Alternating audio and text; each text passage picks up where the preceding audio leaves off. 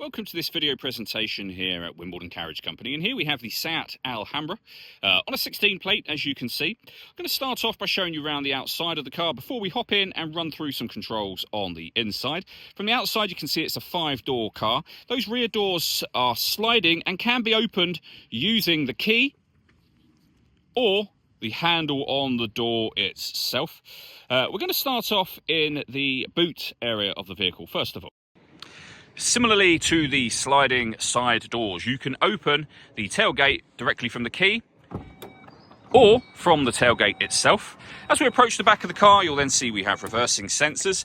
This is a 7-seat vehicle, so you can see the 2 rear seats in place at the moment and the amount of boot space you have as a 7-seater.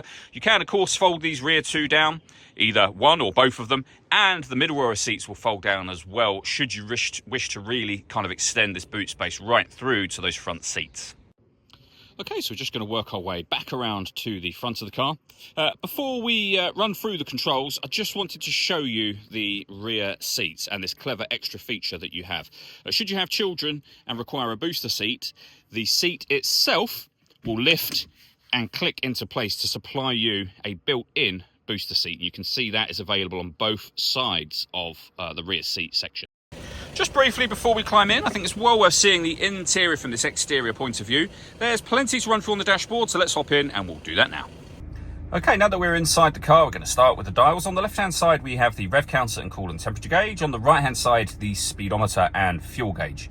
In the centre, you can see the total miles for this car. They are 89,730. You can change the information displayed above that using buttons on the steering wheel. We're on the multi-function display at the moment, so the driving data menu, essentially. There are other menus available to you, your audio and navigation, for example, all accessed via these buttons just here. We've got voice activation for your phone. We have stereo controls and further phone controls here. Behind the steering wheel, the minus and plus pedals so that you can change up and down a gear manually with this automatic gearbox. And then we have cruise control on this stalk to the left-hand side. The main touchscreen can be found in the center just here. You can access your radio, media, so you can listen to your own music, your phone, of course. Voice activation for the phone just here. We have our satellite navigation over on the right-hand side. And then below that, dual zone climate control. You can adjust the passenger temperature, the driver temperature. You can increase and decrease the fan speed. You can determine what direction you'd like the air to be distributed in. And when you're happy with those settings, that's your air conditioning on. Same button will turn it off again.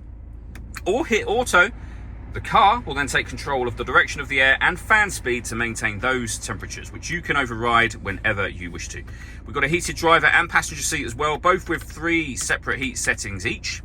Below that, we can open the driver's side rear sliding door, passenger side, and the tailgate from inside the car.